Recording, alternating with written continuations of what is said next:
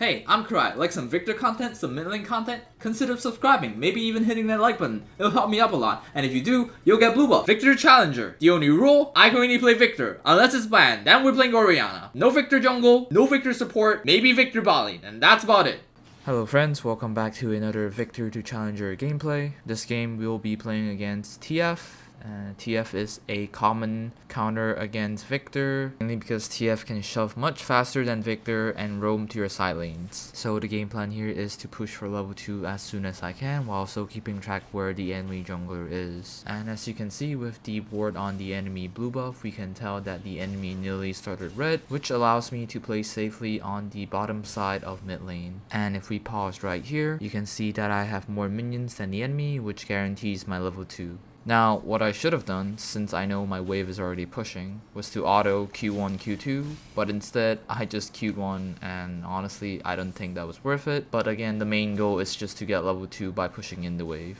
The reason why we're pushing in the wave to get level 2, aside from the obvious level 2 to level 1 lead, is because we want to set up the wave where when Scuttle spawns or is spawning, we're able to have the wave bounce back towards us, which gives us a bit of time to roam towards our jungler to help them if needed. So in this game, we didn't really have to help our jungler because junglers in this game started opposite sides. And as you can see, after my ward just expired, I immediately tried to hook top side of mid lane for two reasons. Because one, Wukong is around top side, and two, Nili is probably around bot side. So when I saw TF walking towards me with a gold card and not trying to go into top side brush, immediately this tells that Nili is probably around bot side, and I should be safe around hugging the top side corner of mid lane. And lo and behold, Nearly appears bot side, but it's fine because we spaced well enough that TF can't land his gold card onto us. I'm surprised that Nearly actually jumped in with this mark on top of me, because she really can't kill me even if she jumped on me.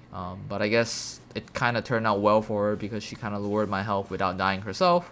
Right here, it's important that you don't clear the wave before Wukong leaves mid lane because you want to have as much solo EXP as you can, especially if you're playing Viktor. Fast forward a bit on what happened. TF based, I stayed. Since I had TP and Futures Market, I figured it would be fine as long as I do not get punished by dying before I base. Having Lost Chapter allows me to play this mage versus mage matchup easier since I would have sufficient mana to constantly push without basing too often. Fortunately for me, I was able to get a base without getting punished here. Luckily, Nili and TF did not set up a dive onto mid turret, which I'm pretty surprised considering how easy it is to actually set up a dive with Nili and TF. Immediately after I base, I knew that TF just hit 6 and instantly he ults towards bot lane, trying to get a kill on the Ezreal here. Long story short, I watched the replay, he messed up big time and he had to burn his own flash while not getting the kill. But let's just say that TF actually got the kill. What should we still be doing here? Realistically, we still have to be pushing this one wave in just to deny him of this one wave and try to take turret platings if we can. In this game, since we're against Nili, I figured that Nili isn't really that good at catching laners alone, so I thought it'd be safe. And after seeing that she appeared top lane, I knew I'd be safe to take at least one plating here. I'm not sure if I actually ulted this wave. I don't think I did. Since I knew my E is coming back up and I should have no problem being able to just clear this wave and just walk up to try to take turret here. Notice how TF wasted his W onto the minion. This allows me to safely walk up to take the plating here without getting punished. Since Nearly is dead, this allows me to play as aggressively as I want. And right here, I drop my ult and my W and also my Q just to get a bit of first strike value while also trying to push the wave as fast as I can, just so I can get some turret damage in. Because remember, I want to get as much turret platings as I can so I can snowball my lead as hard as I'm able to. So the next part here is a bit lengthy, but I'll try my best to explain it. Right here, I see that Sona and Wukong are trying to go in for an invade.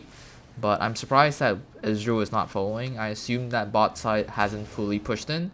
I could have probably followed it in since I already pushed my mid lane, but I figured it'd probably be more consistent to just push in mid since I knew that Sona and Wukong aren't 6, which means they don't have their ult, which means it's really hard to punish whoever comes in our way. I'm surprised that Nearly was actually coming from top side rather than bot side. I had to flash this because the spear was obviously going to hit. And aside from Wukong dying, I don't think anything went wrong. Ezreal finally pushed in the wave and came to my help, to my rescue. And aside from Wukong dying, nothing else really happened. In those kind of scenarios, I opted for the more consistent play rather than the coin flip play. So a lot happened here, but just a quick summary. Wukong stole Drake, and I basically farmed up until I had Luden's Echo. Here I'm TPing back to my mid lane, and same situation as before. TF is trying to look for a roam, but I think in this case, I think it's a much worse roam than earlier. Earlier, he was able to shove the wave in directly into my turret. This time, he only cleared a wave when it's shoving into his turret.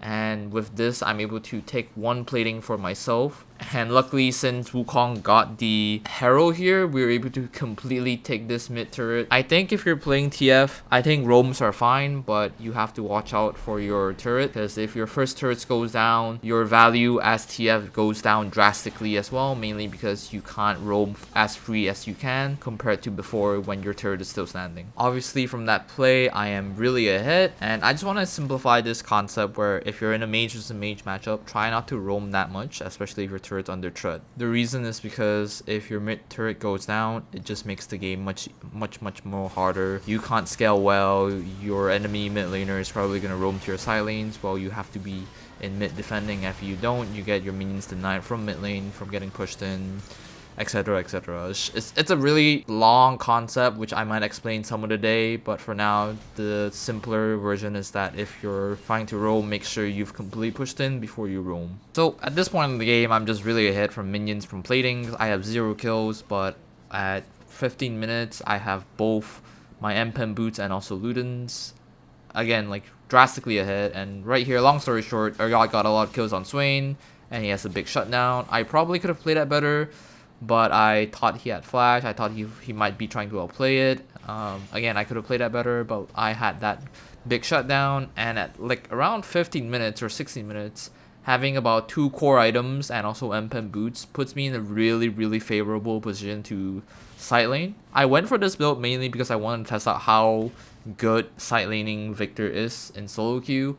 Now obviously this game is hard to judge because it is just one game, and 2, I am drastically ahead, but with this amount of items, with me being this ahead, I was trying to limit test. Now I saw that Zyra is hovering around Riverside, so I went to this sneaky route going to the Fog of War through brushes. I saw that Zyra went back, so I figured maybe I could just one tap the TF. I probably should have started with ult instead of ending with ult. I'm surprised I was actually still able to do that much damage to Nilly despite her having Red Smite on me. Then again, I am 2 levels ahead of her.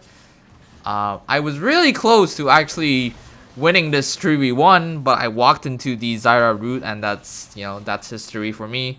But you can see how strong I am at this point, trying to hold 3 guys, especially against Nilly, who had Red Smite on me, and getting rooted with Zyra's CC. But even then, I was able to put in a lot of pressure. Now, this is a really fun part where the enemy team is trying to pick a 5v4 in my top side.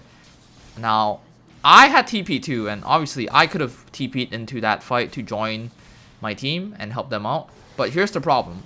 Baron isn't up, and Herald is not up as well. And Dragon is almost coming up, but it's not soon enough. And because there's no objectives or neutral objectives on the map, even if we won that fight, aside from the mental advantage that we're not really getting a lot here. So with Lich Bane and the amount of M-Pen I have, which also affects how much damage I do to turrets, I figured it's probably much better for me to just push 2 turrets down. I'm surprised Wukong is a balanced champion, by the way. I'm surprised that Wukong is able to get like 2-3 kills before dying. So right here you can see like how fast I'm taking turrets, mainly because of Lich Bane, and also the fact of the amount of M-Pen I have, and the fact that it's also a cannon wave. And just from pushing 2 turrets down, I think I got about like 1200 gold, which puts me like about 300 gold less in getting my Void Staff, my 3rd item, around 20 minutes. I think looking back, I probably could have stayed a bit longer, but I wanted to secure this dragon since I believe this is our 3rd Drake. After securing it, I was just about 300 gold short. I wanted to get this scuttle, but you know, Ezreal apparently can't read pings. It's no big deal. I just had to stay in the side lane to collect 2 more waves. It's a bit risky, but since Sona had wards down, I think I was fine to collect some waves here.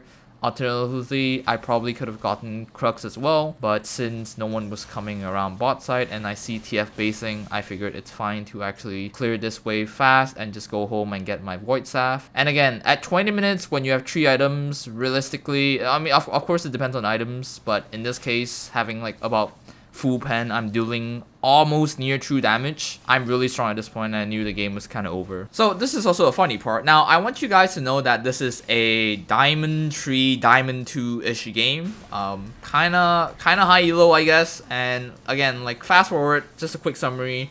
We got Baron, we got Herald, we catch Zyra out. The enemy is trying to kill our Swain bot lane, who is a kind of a mage tank. He dies still, but like again, we have Baron, we have Elder pushing, we have like triple Sheen items. Can someone in the comments like give me their best take on what the enemy is like? What is the thought process here? Where is the brain? Now I see TF here. I knew that like if I kill him right here, we probably end the game, which we do. And again, this is a Diamond 3, Diamond 2 game. Like, where is the brain here? What is the thought process here? How can you justify that you would push faster as Nilly and Caitlyn against a Wukong, Viktor, and Ezreal with Sheen items? I'd be happy to read your comments. I hope you learned something from today's VOD, and I'll see you in the next video. Thank you.